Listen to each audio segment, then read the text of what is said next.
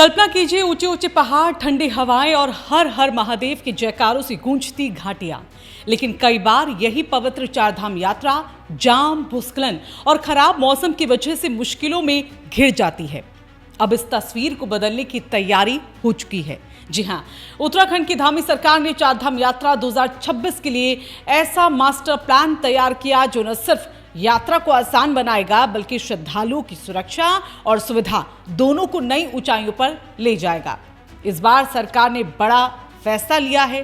पूरे 13 वैकल्पिक मार्ग तैयार किए जाएंगे ताकि किसी भी आपात स्थिति में यात्रा रुके नहीं और आस्था का सफर बिना बाधा के यूं ही जारी रहे। इस पूरी तैयारी की कमान संभाली है कैबिनेट मंत्री सतपाल महाराज ने, जिन्होंने देहरादून में एक अहम बैठक कर अधिकारियों को इसको लेकर साफ निर्देश दिए कि इस बार किसी भी तरह की लापरवाही जो है वो बर्दाश्त नहीं की जाएगी। और उनका फोकस साफ है, चारधाम यात्रा को इतना मजबूत और व्यवस्थित बनाना कि श्रद्धालुओं को किसी भी तरह की परेशानी का सामना न करना पड़े। यही वजह है कि पर्यटन, लोक निर्माण, सिंचाई और साथ ही धर्मस्व विभाग को मिलकर हर छोटी बड़ी व्यवस्था को समय रहते पूरा करने का टास्क दिया गया है। सबसे अहम बात इन 13 वैकल्पिक मार्गों की है। पहाड़ी इलाकों में मौसम कब करवट बदल ले, इसका अंदाजा लगाना मुश्किल होता है। कई बार बारिश या भूस्खलन की वजह से मुख्य रास्ते बंद हो जाते हैं और हजारों श्रद्धालु बीच रास्ते में फंस जाते हैं। लेकिन अब अगर एक रास्ता बंद होगा तो दूसरा तैयार मिलेगा, यानी यात्रा अब किसी एक मार्ग पर निर्भर नहीं रहेगी। खासकर गंगोत्री और यमुनोत्री जैसे धामों के लिए ये बैकअप प्लान गेम चेंजर साबित हो सकता है। इसके साथ ही सरकार ने उन खतरनाक जगहों पर भी खास ध्यान दिया है जिन्हें ब्लैक स्पॉट कहा जाता है।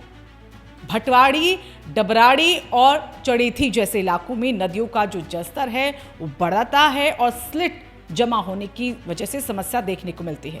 पहले से ही चैनलाइजेशन का काम तेज करने के लिए निर्देश दिए गए। इसके अलावा सड़क सुरक्षा के लिए हर जरूरी इंतजाम जैसे crash barrier, reflector, road sign, one way system और साथ ही डायवर्जन प्लान पहले से तैयार रखने को कहा गया ताकि हादसों की संभावना को कम से कम किया जा सके। वहीं इस बार यात्रा में टेक्नोलॉजी का भी बड़ा रोल देखने को मिलेगा। जीपीएस आधारित मशीन ट्रैकिंग और रियल टाइम मॉनिटरिंग के जरिए हर गतिविधि पर नजर रखी जाएगी। सड़कों के किनारे साइन बोर्ड लगाए जाएंगे जिन पर साफ लिखा होगा कि पेट्रोल पंप कहाँ है, अस्पताल या रेस्टोरेंट कितनी दूरी पर हैं। यानी अब श्रद्धालुओं को रास्ते में भटकने या फिर जानकारी के अभाव में परेशानी झेलने की जरूरत नहीं पड़ेगी। सुविधाओं की यहाँ पर बात की जाए तो सरकार ने साफ निर्देश दिए हैं कि यात्रा मार्ग पर मौजूद हर पेट्रोल पंप, होटल और ढाबा श्रद्धालुओं को मुफ्त शौचालय साथ ही साफ पेयजल भी उपलब्ध कराएगा। इसके साथ ही स्थायी और अस्थायी शौचालयों की साफ सफाई पर विशेष ध्यान देने को भी कहा गया है। ये छोटी छोटी सुविधाएं ही यात्रा को आरामदायक बनाती हैं और सरकार इस बार इन्हें ही नजरअंदाज करने के मूड में बिल्कुल नजर नहीं आ रही। होटल और ढाबों के लिए भी सख्त गाइडलाइन इस दौरान जारी की गई है। अब सिर्फ खाना परोसना काफी नहीं होगा बल्कि साफ सफाई के मानकों का पालन करना भी बेहद जरूरी है। स्टाफ के लिए ग्लव्स और सैनिटाइजर अनिवार्य किया गया है और हर रेस्टोरेंट को ये बताना होगा कि वहां मुफ्त शौचालय जो है वो उपलब्ध है। यानी इस बार यात्रा सिर्फ आस्था का नहीं बल्कि बेहतर अनुभव का भी प्रतीक बनने जा रहे हैं। अब यहाँ पर सबसे बड़ा सवाल यही है कि क्या ये प्लान जमीन पर उसी तरह से उतरेगा जैसा कागज पर दिख रहा है। अगर ऐसा होता है तो चारधाम यात्रा 2026 पहले से कहीं ज्यादा सुरक्षित, व्यवस्थित और इसके साथ ही आरामदायक होगी। ना लंबा जाम, ना रास्ता बंद होने की चिंता, बस आस्था, भक्ति और सुकून का सफर। यही वो बदलाव है जिसका इंतजार हर श्रद्धालु को सालों से वो करता रहता है।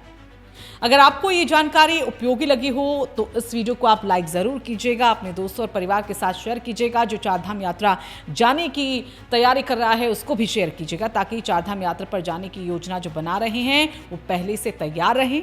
और हाँ, कमेंट करके बताएं कि आप 2026 में चारधाम यात्रा पर जाने वाले हैं या नहीं। और ऐसे ही अपडेट्स के लिए हमारे चैनल को सब्सक्राइब और फॉलो करना ना भूलें।